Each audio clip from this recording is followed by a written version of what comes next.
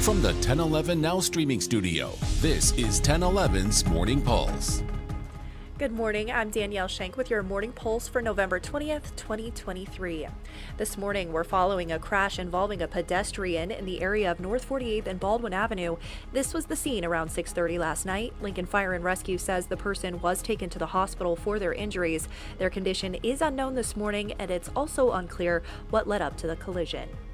The University of Nebraska faculty says the state government is forcing them to, quote, collapse into a more limited version of its former self due to budget cuts. Faculty at 3 NU campuses issued a joint statement saying the cuts are starving Nebraska of educational opportunities and economic development.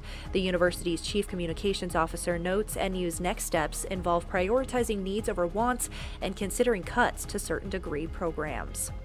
In lighter UNL news, Husker Volleyball won the outright Big Ten title with a sweep of the Iowa Hawkeyes on Sunday afternoon, claiming their first conference title since 2017.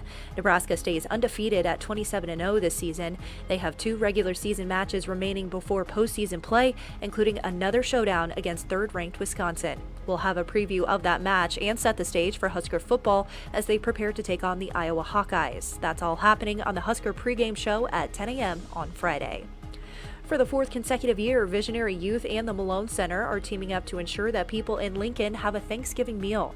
Both groups handed out totes and boxes filled with mac and cheese, stuffing, and of course, a turkey.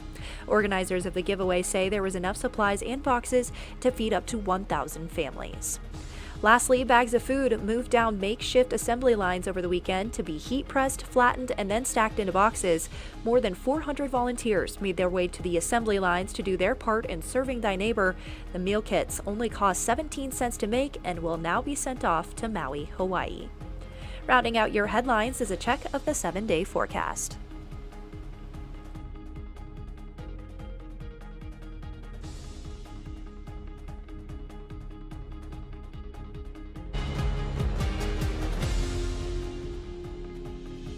You've been listening to 1011's Morning Pulse.